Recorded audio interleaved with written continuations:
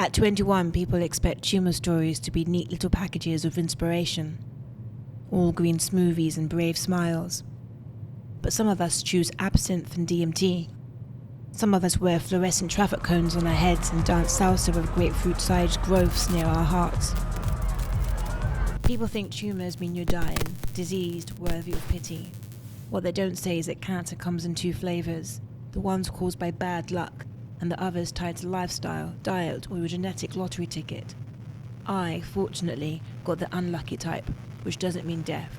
What it means is living a semi-normal life with an incurable, unwanted companion woven between your fascia and fibers, tethered to your nerves like a fly trapped in a spider's web. My desmoid tumor didn't bring me community or family. It didn't bring me flowers to my bedside. It brought double shifts at Corney and Barrow, each paycheck stretched between rent, travel and fleeting relief.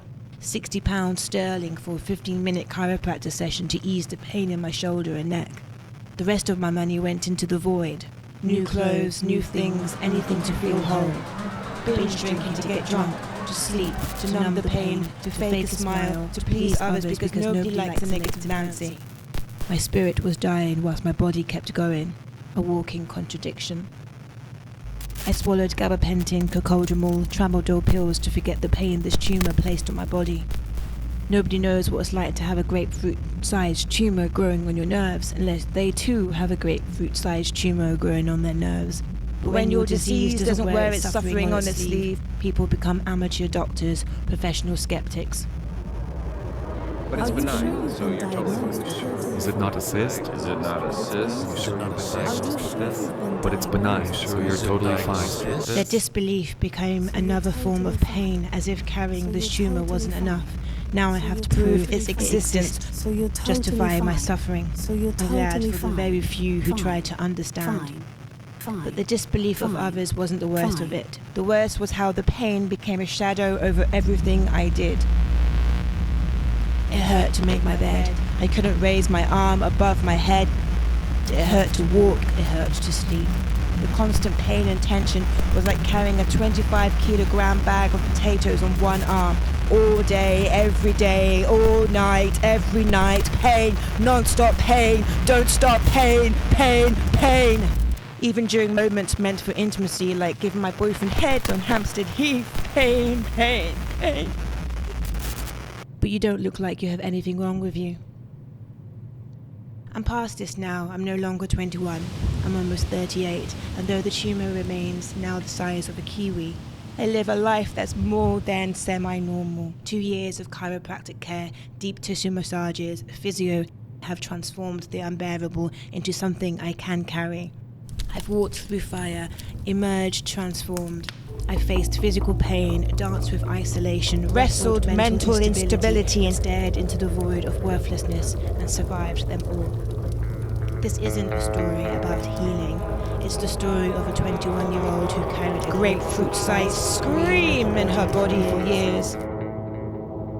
The tumour's still here, but she's learned to take up less space in my life. Shrinking from grapefruit to kiwi, her presence lingers. My neck and sternum still feel her weight daily, a whisper instead of the roar she used to be.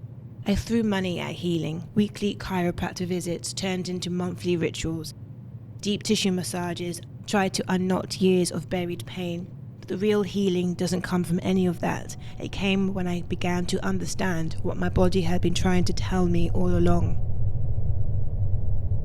This tumour wasn't just cells gone rogue. She was every unspoken word crystallized into flesh, every swallowed apology for simply existing, every time I bent myself into shapes to please others until my own spine forgot its natural curve. She was a physical manifestation of trauma that was never given space to heal, the sexual assault at a party that my mother blamed me for, then forced me to report to police who dismissed it because I wasn't a virgin. She was the weight of rushing through life without pause, earning 11 GCSEs but never having the time to process the pain. Starting 5 A-levels I couldn't focus on, being pushed into university when I desperately needed a break. My mother insisted I go, so I went. The tumour emerged in my 3rd year. just before dissertation. It took a year, countless hospital visits, MRIs, and finally a biopsy to get a diagnosis.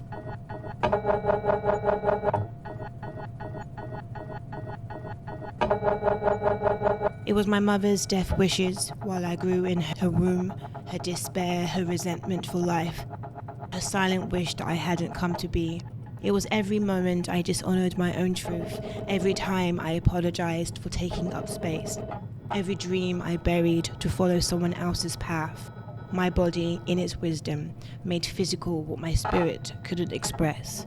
A mass of unspoken pain wrapped around my nerves like tangled Christmas lights. You can't heal a body by treating it in pieces. The foot isn't separate from the toes. The spirit isn't separate from the flesh, at least not in life. The child isn't separate from the mother's faults that shaped her. Real healing demands wholeness, energy work alongside exercise, emotional release as crucial as rest, acceptance as vital as any medicine. I wouldn't change any of my past. To change it would be like to unpick the nuanced details of who I am, to unravel the tapestry of pain and the resilience that made me. To erase the tumor would be to erase the depth it carved into me, the wisdom it forced me to find in dark places. Some days I catch my reflection and see not just my face, but the face of every version of me that survived. The 21-year-old dancing with her grapefruit companion, the woman who learned to carry pain like a second skin, and now finally the one who knows that healing isn't about becoming who you were before, but about loving who you've become because of it all.